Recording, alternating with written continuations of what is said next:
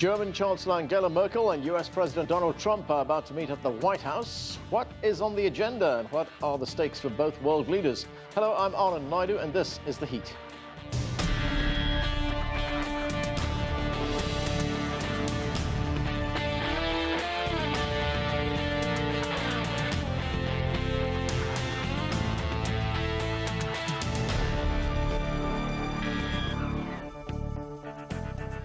The meeting between German Chancellor Merkel and US President Donald Trump was scheduled to take place on Tuesday, but poor weather conditions in Washington pushed it to later in the week. The two leaders will now meet on Friday at the White House. Major issues like trade, NATO, and refugee policy are expected to be on the agenda. And observers will also be interested to see how Trump and Merkel get along. During his presidential campaign, Trump heavily criticized Merkel for her policy on migrants and refugees entering Germany. Germany is a behemoth, an economic behemoth. It's being destroyed by what Merkel has done there, what she has done to Germany. I have friends from Germany. They're leaving Germany. They're leaving Germany. They're moving to other countries. What she's done, I don't know what happened to her. I thought she was a terrific leader. And I don't know, maybe she got carried away with herself. I don't know. Like tremendous crime. The two leaders had a lengthy telephone conversation in late January, and earlier this week, Merkel sounded a positive note about their upcoming face-to-face meeting, saying, "I believe that direct conversation is always much better than talking about each other." Well, they will soon get that opportunity to talk. Let's get to our panel. With me now here in the studio is Ansgar Graw. He is a senior political correspondent in Washington for the German newspaper Die Welt. Joining us from Berlin is Matteo Garavoglia. He is a non-resident fellow at the Brookings Institution Center on the United States and Europe.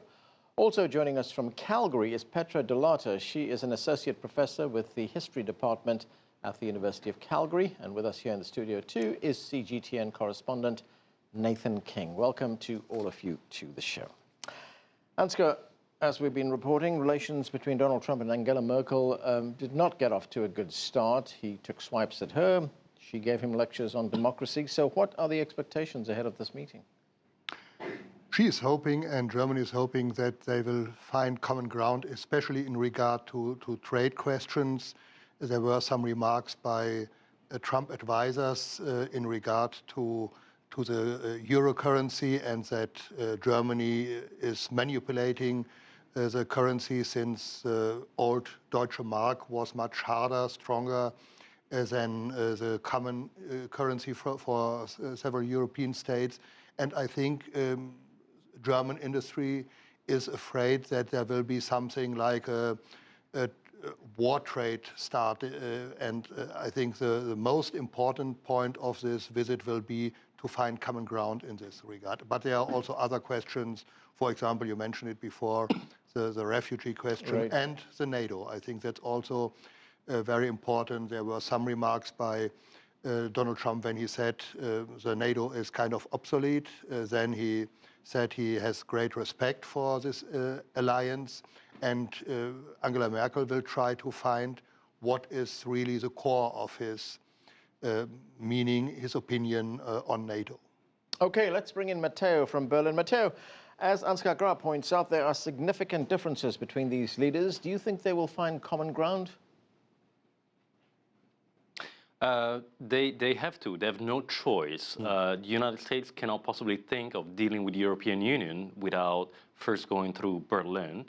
And Germany is aware of the fact that Washington is still the country the city to go to, no matter who the president is. What I think we should expect is to find a relationship that will become much more transactional, much more business-like, much more tit for tat than what it used to be in the past, where values still played a role. This time it's about getting deals for each other. Petra, if we look at the broad policies of these two leaders, they appear to differ in very significant ways. Trump wants to put America first. It's an inward-looking policy. Angela Merkel, she's a globalist, but his policies can hurt Germany economically. Germany is an export-oriented economy. 50% of German exports depend, or German jobs rather, depend on exports. So what's the view from Germany ahead of this trip? Well, in terms of the trade question, of course, you are trying to find an arrangement. And this is why she's taking a number of CEOs from German companies that are heavily invested in the United States, so especially from Siemens and BMW, because that's, of course, something. She's a very practical-minded leader. And so the one way she hopes to talk to Trump is, of course, to show that some of these countries are actually producing more, or I should correct myself, selling more cars within the United States than, for example, exporting from Germany. So that's, of course, one strategy to remind the Americans that also currently 1/3 of German foreign investment goes into the United States. That is currently the top place. So this is something that we will see and we expect. I think, though, we should also realize that there has been kind of a backup option that, of course, Merkel will try and find arrangements. Will first of all try and find out whether what Trump has said is really what his policies will be. We've seen the retraction with NATO, for example, where at the Munich Security Conference, Mike Pence and others have already said, NATO is actually quite important, and so has Trump himself in a speech at March 1st. But we already see that within the European Union, and that's an important thing to understand, trade will be discussed in Germany, always as part of an EU policy, and there is no reason why you may not veer towards the east. There's been, to the Pacific and Asia. There has been agreement with South Korea, and looking towards China. So I think, on the one hand, yes, there will be a lot of pragmatic talk, but I think one should also remember that Angela Merkel was very clear in saying if any of these taxes were to be levied towards, for example, German car manufacturers, that this will be considered as unfriendly trade sanctions. Nathan, NATO, is there still a big question mark over Trump's commitment to this alliance? As Petra just told us, there was a bit of a retraction. Is there a softening of his position right now? Yeah, pretty much so. I mean, Vice President Pence and Defense Secretary Mattis were at the NATO meeting in Bonn and really papered over some wounds. I mean, there was some real worries. And Germany has also stressed that, Trump's main concern about NATO members paying their way is already on the mend, especially when it comes to Germany, for example, and the UK and others. So they hope that has done enough. I just want to agree on the trade issue. I think this is a most important meeting Trump has had with any other world leader for this reason.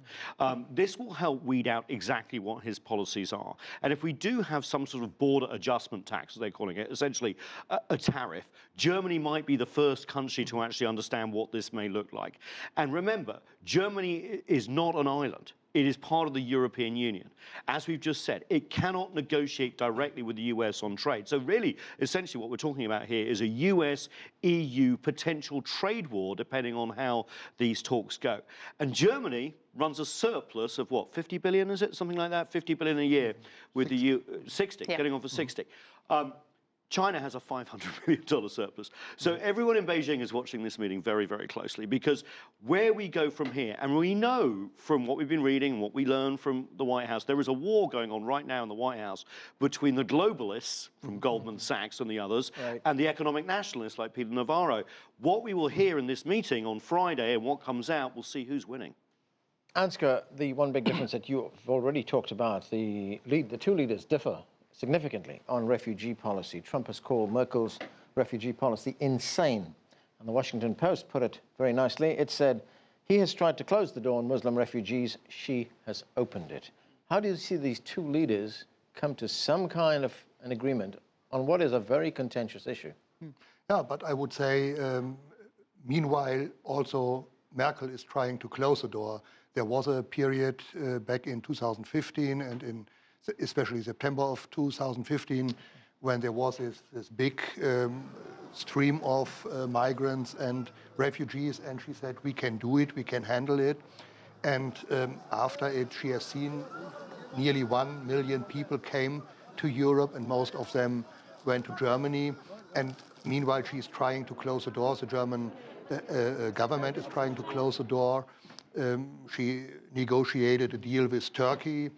And therefore, she hopes, in regard to refugees, that Donald Trump will switch his tone and will speak more friendly about the European efforts to deal with this crisis and to help in a certain way. But I think a lot of, if I may just add this one sentence, I think a lot of German citizens would more agree with Trump in regard to Muslim migrants and refugees than with Merkel. But is her change being driven by the fact that she's facing an election? Could it change after the election again?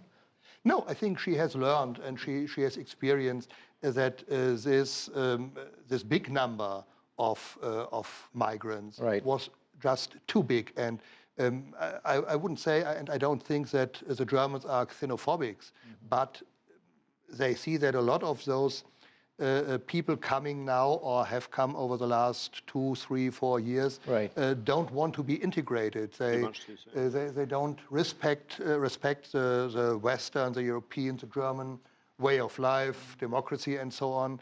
And that's causing problems. And Merkel has realized that it's not so easy to just to say, we will handle it, we can do it.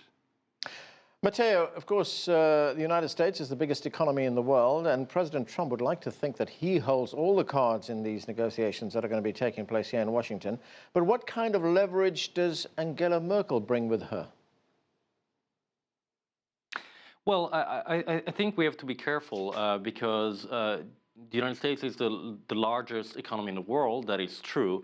But trade and commerce, that is the one area where Europe really plays on a similar level with the United States. When we look at the GDP of the European Union as such and the United States, they are virtually equal. And whilst there are a number of policy areas, such as defense, where European countries still work independently, so to speak, of each other, within the realm, the domain of trade policy, Europe really speaks with one voice. So I think Donald Trump has to be careful in terms of which policy areas he's going to try to play divide and rule with the Europeans.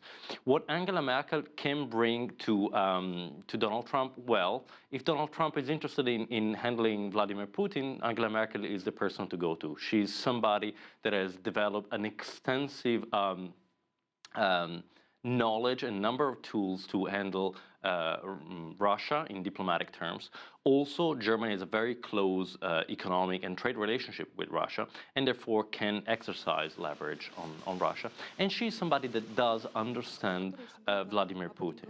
So in that respect, to go to Moscow, Donald Trump could well do with, flying via Berlin in that respect. Right, but Matteo, what about the fact that they may differ on how they view Vladimir Putin? He sees Putin very much as an ally. Yes, that is where there is a challenge to begin with. However, I think we have to take some broader perspective in that respect. The relationship with Vladimir Putin still has to be played out. There's been much speculation in the United States, especially as to what extent Russia has played a role in backing up directly or indirectly Donald Trump during the electoral campaign. But in Europe, there is so far a feeling that it is important to maintain channels of communication open on the one hand with the Russians, but at the same time to be firm on certain red lines. So there is a distinction there. Angela Merkel, it's not ready to accept certain things that maybe Donald Trump might be ready to accept when it comes down to human rights violations or the upsetting of geostrategic order and security order in Eastern Europe. Can I just jump in? I totally agree, and I think this is actually, the timing's very good for Angela Merkel coming here, given that the US papers have been full of the Russian hacking scandal, the resignation of Michael Flynn. We've seen less and less comments from the now president, pro-Putin comments over the last couple of weeks, and there is this debate within foreign policy circles about how much, and of course there's the investigation about how much Russia interfered. This is a good time to talk real about Russia and Berlin's experience, and I think this is a very opportune moment. Yeah, I would agree. I think she is much more skeptical in regard to Putin, and she has experienced since Ukraine is in Europe, is in the, if you so will, in the center of Europe, and I think all those questions Mr. Trump has not seen as a politician. He has it seen when he was a businessman, and now he has to come two terms in regard to realpolitik in regard to Russia. Yeah. Petra, what do you think? What is the foreign policy experience or expertise that she will bring to Washington? Yeah, I would agree with what has been said before. I think now is a very, very formative time. We have already heard that within the White House, within the administration, there are sort of, not turf battles, but certainly some discussion going on, for example, on the trade side between the globalists and those who want to rather look inside. And I would say that's a scene that we would see both in terms of NATO, but also in terms of the engagement with Russia. And this is where I do see someone like Angela Merkel, who you have to remember, she has dealt with people like Berlusconi, with Sarkozy, and now also with Putin. So she actually knows how to deal with these, if you want to call them macho men or politicians who, have a very specific style of dealing. So I think do not underestimate the way that, if now we know how she dealt with some of these people, and she actually got a very good deal. So on the one hand, I think she can be a very, very important influence when we are still in a very transformative time. As you said, she knows Putin for a long time. She speaks Russian. She also understands some of the dynamics. And she's also someone who, can sit down, knows all the details, and sort of talk about, what would certain implications be. So I think this is something where some people see the hope or even the strength of someone like Angela Merkel, who can actually go to Washington and really understand the long-term ramification. I mean, she's been one of the longest-serving heads of state now since 2005. She has dealt with a number of crises, whether it was the financial crisis in the beginning or other crises. So I think that's very, very important to understand. Okay. Sorry. All right, we need to take a short break right now. Much more on the Trump-Merkel meeting when we come back. Stay with us. You're watching The Heat.